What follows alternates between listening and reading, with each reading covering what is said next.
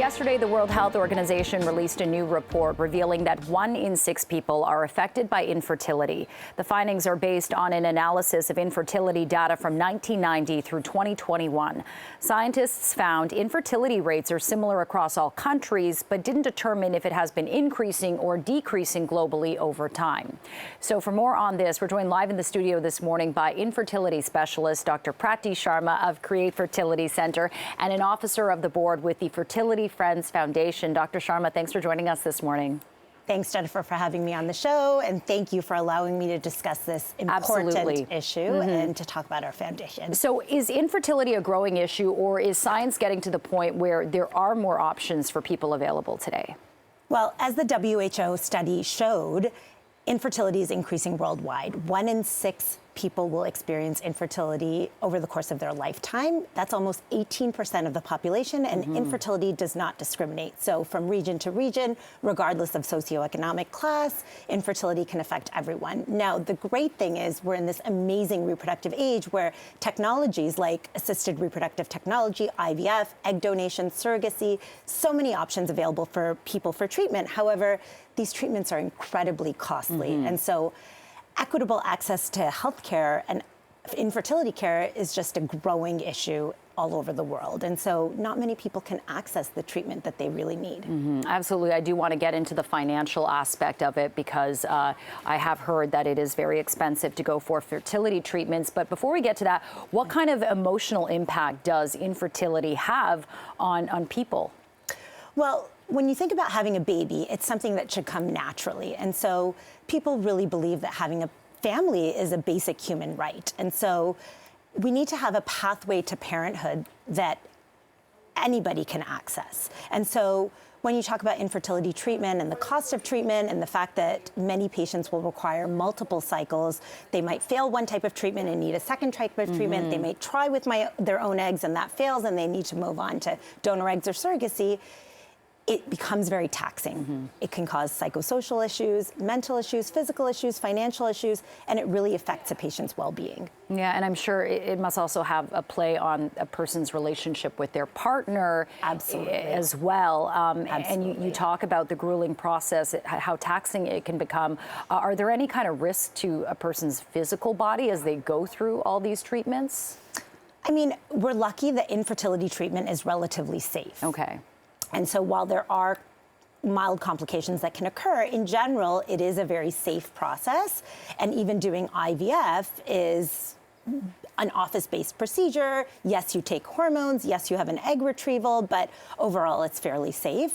I think it's really more the risk of failure and the fact that patients put all of their eggs in one basket. Yeah, literally and figuratively. Exactly. And they're really hoping to come out with a baby. And when it doesn't work and they need to move on to another type of treatment, another cycle, as you said, it causes mental stress and, you know, they want to have their family like we all do. Okay, turning back to the financial aspect, you're a doctor. What is kind of the prices you've seen from a person having one infertility treatment to several? Yes. Give us a ballpark range of how much this can cost. So infertility treatment can range across lots of different, options. And so all those different options have different costs associated with them. But I would say the average IVF cycle costs anywhere between $10,000 and $25,000. And you can imagine if you need multiple cycles to achieve pregnancy, this is almost your annual household income. And so many patients can't access that type of treatment because they just don't have the funds to pay for it. Okay, and let's talk about Fertility Friends Foundation. You do some work with them and they help people on their journey. What are they doing to help people in this space? Yes, it's really been my honor to be part of this foundation.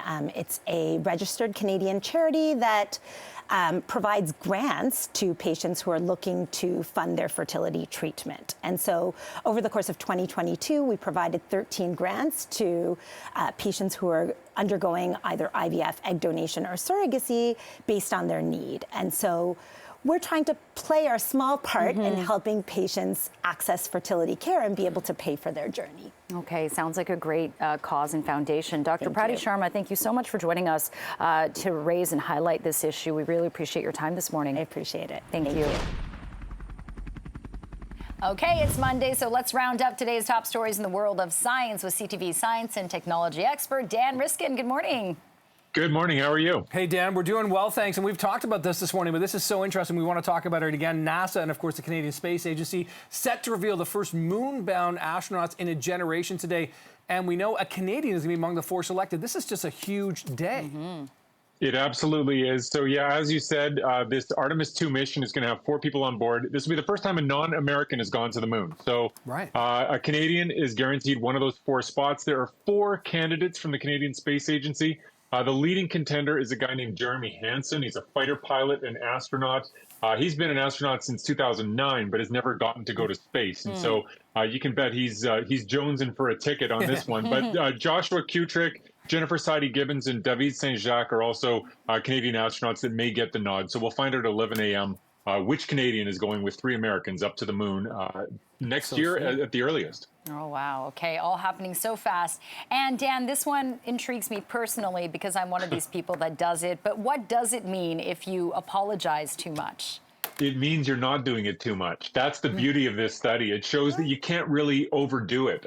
This is a study where they used a bunch of surveys to find out if you're somebody that apologizes all the time, do your apologies mean less than for somebody who never apologizes and they give you, an apology from that person who's never apologized in their lives? It turns out that saving them up doesn't make them more valuable. When you apologize a ton, your apologies are worth just as much. And they figured this out by talking about hypothetical situations with fictional characters and having people answer questions about them. But they also asked people who are in romantic relationships about their partner and about their partner's apologizing behavior. And then they went through some hypothetical scenarios there. And basically the take home is if you're giving a sincere apology, it doesn't matter how many you've given that week leading up to that point. It really means something. The only way you can really mess up is if you're giving a half-hearted apology. So if people give a lot of apologies, but they're bad ones, they come off as a little less powerful if they do that. So don't say, I'm sorry you feel that way, or I'm sorry you found out, or something like that. Because if you're gonna apologize, do it right. Sorry I offended you, or sorry if I offended you, or sorry not sorry. I mean, sorry not sorry. That's definitely not an apology. That's for sure, Dan. In the meantime, this is curious here because schools all have a very different. You hear different bells at different times. But does the start time of a school actually have an impact on student grades? Yeah, you know what? There's so much research that shows for high school kids, starting early is working against them so hard. And this latest study really speaks to that. It's actually university students, but what they did was, it was a university in Singapore, and what they used was the kids' phones connect to the Wi-Fi when they get to school. And so that's a way for the school to know exactly when university students are arriving and when they're attending class and when they're not, because it logs in with its own ID. And also when students are using the campus website to hand in their assignments or to access their email, that also tells them when the students are awake. So this was a way for the university to measure how much sleep kids are getting and what their attendance is like. And they compared kids who were starting at 8 a.m. to kids who were starting with later classes. And I say kids, but I mean undergraduate adults. And what they found is those people who have an 8 a.m. class are attending less school, they're missing more classes, and they're getting less sleep. And so as a result, their grades are lower. The more days you start at 8 a.m., the worse your GPA is as a student. And so this really just screams this basic take-home message that kids need more sleep, especially high school students. And the fact that we start high school kids so early in the morning really does work against them. We get mad when they don't do well, but we're setting the whole system up against them. Wow. Okay, so early bird doesn't get the worm in this case. CTV science and technology expert Dan Riskin, thanks so much. We'll chat with you again next week. Take care. Look forward to it. Thanks a lot. Well, this is exciting. A Canadian is one of 4 astronauts named who will fly around the moon next year as part of a NASA mission. He's a Master of Science in Physics, an F-18 pilot, and a Canadian astronaut. Your mission specialist, Jeremy Hansen.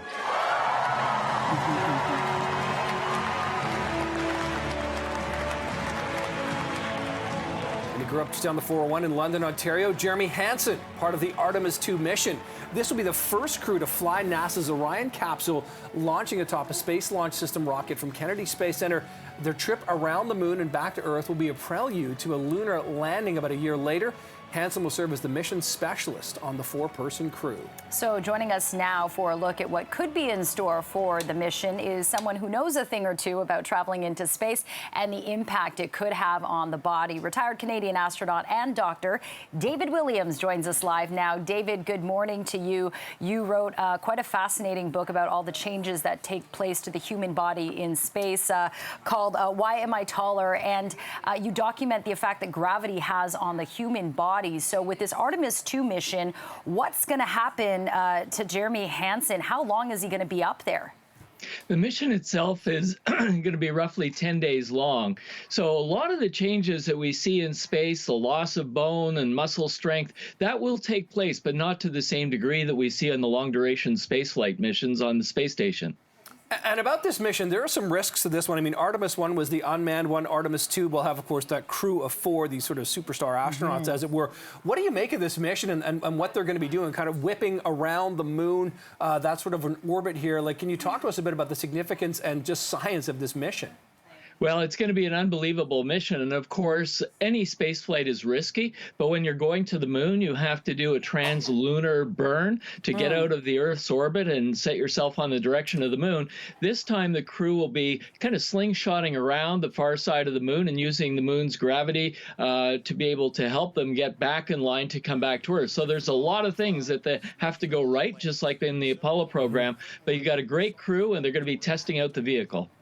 Okay, I'm interested because there's Artemis 1, which launched last year. Now there's Artemis 2, and I believe Artemis 3 sometime in 2025. They'll actually be landing on the moon. Why have they done this in 3 separate stages?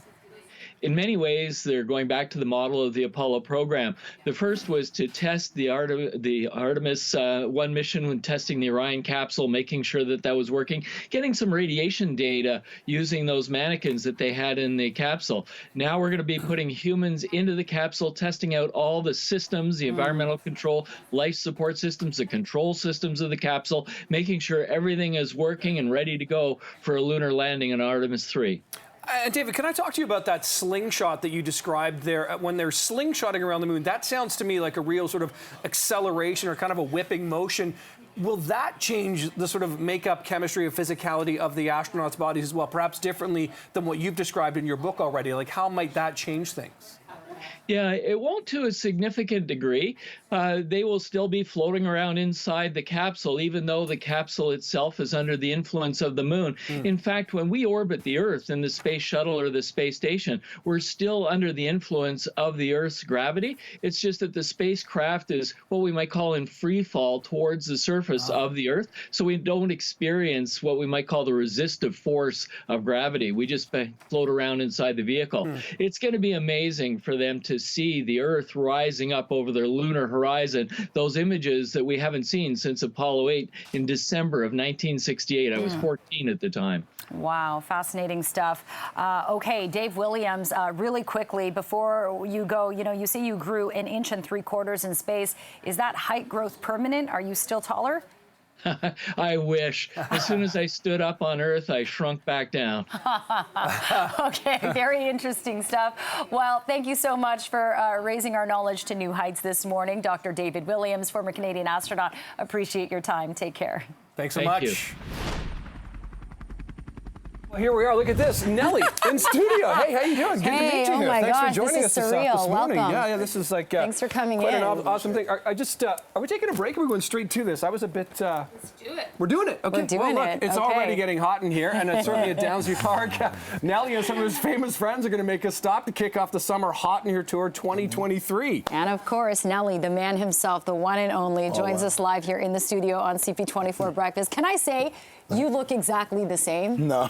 After all these years, I'm like, what are you taking? Nelly, No, so great to meet you in person and to have you here in our city. So talk about this Hot in Here concert happening in June at Downsview Park. Why Toronto?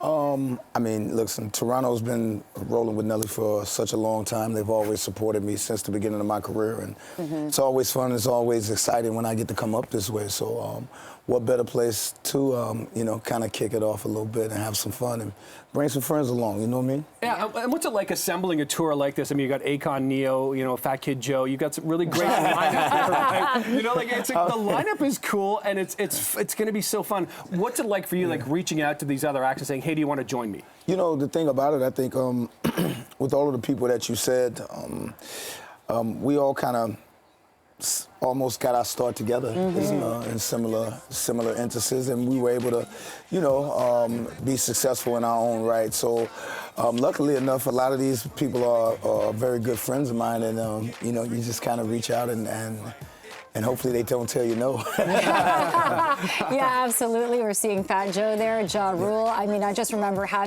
you have so many countless hits. I mean, just in case people forgot, 3 Grammy Awards, 9 Billboard Music Awards. In 2014, you were named like the 4th ranked best-selling rapper in American history. So when you look at like all that you've accomplished, is it surreal to you? Is there still that pinch me moment for you? I mean, you know, it beats them hating you. You know what I mean? Like, yeah. But I think, you know, you're talking about art, so you're talking about your emotions and your creativity, and when you get people to fall in line with that and to have, to get similar feelings and genuine respect for what it is that you do, you can't be nothing but appreciative and thankful. And, you know, Nelly, you've stayed relevant over so many years here. Is the secret the collaboration? Is it the people you've worked with? I mean, how have you figured out that sort of secret sauce, as it were, to keep yourself so relevant in the music industry, which, you know, can change every 5 minutes, it seems, in some ways? Yeah, it definitely does, and now more than ever. But I think I was able to, you know, do a lot of different things and be very, very diverse with the music. And a lot of different styles and realms of music have showed me nothing but love, and I was able to branch out into those. So it's kind of like if one door isn't as open as we would like it, I'm able to go into another. Yeah, and they've, you know, sought you out, a lot of country music stars. You did Over and Over with Tim McGraw, and this is the 10-year anniversary of the Cruise remix that you did, what we're seeing right now with Florida Georgia Line. So are you a fan of country music? Are there other collaborations you're looking forward to? Oh yeah, I'm definitely a huge fan of country music, man, and that's a respect that I don't take lightly. I love the fact that, again, that country music has kind of opened the doors to Nelly, and ever since 2004 when I did it, and you got to understand, when I did that, it wasn't like I did it looking to try to get into something else. I did that at the peak of Nelly. Right, so it was very, very dangerous, and my label was, they weren't the happiest when I said I wanted to try something in country music. But I'm a huge Ray Charles fan, and I feel like, you know, his story was almost as similar. He was at the peak of what he was doing, but he had this yearning and appreciation for all music. And when you have that, you have no choice but to at least try. And again, I respect and I appreciate the country community. And Nelly, we've been talking about your Hot in Here, you know, concert date coming up here in Toronto at Downsview Park in June all morning. And, you know, I wonder, as a performer, what you think about before you take the stage about the fans. And I wonder if you remember perhaps your first experience at a concert yourself. You remember who that was and what was that like, and how does that, you know, work with you as you're now a performer? Yeah, I think one of my first concerts ever was LL Cool J. Oh. And I don't mean to date myself like that. Mine was Michael Jackson, so yeah. Okay. Yeah. I don't mean to date myself, but yeah, it was just, you know, that energy. It's just that energy and that vibe and the crowd. You can. It's not really the sound of the noise. It's really the energy of the noise. You can feel it. It hits. Yeah, it's alive, it runs all through. Yeah, you can. So you feel that on stage? Yeah. Hopefully. There's a problem if you don't. If you don't feel it, then you're like, whoa. What's happening? It's going to be a tough one. Yeah, like a comedian I've been very, very fortunate that I've felt that more often than not, and I think that's all you want as a performer. But I think we've all been like, well, every now and again, it's like, okay, this is going to be rough. Okay, well, I'm sure it's not going to be rough on June 24th. Never had that up here. Downsview Park, your concert's it's happening 2 p.m. to 11 p.m. So many tickets in the VIP already sold out. But you're saying that there's a lot of surprises. So quickly, can you drop one of the surprises here this morning? Oh, no. You can't spoil the surprises? No, okay. when we get close to it, When we get close. have to come back and say what's up. But, you know, like I said again, man, Toronto has done nothing but support Nelly since day one. The energy from the concerts to the albums, just to the whole vibe, man. So I'm looking to bring as much as I can and just say thank you. Well, listen, you're welcome back in Toronto anytime, Nelly, and you're welcome back on this couch anytime, too. Great to talk to you this morning. Thanks so much for being here. Thank you, brother. Great to chat. Thank you so much. Good luck with that. Thanks very much. All right, cheers. Yeah.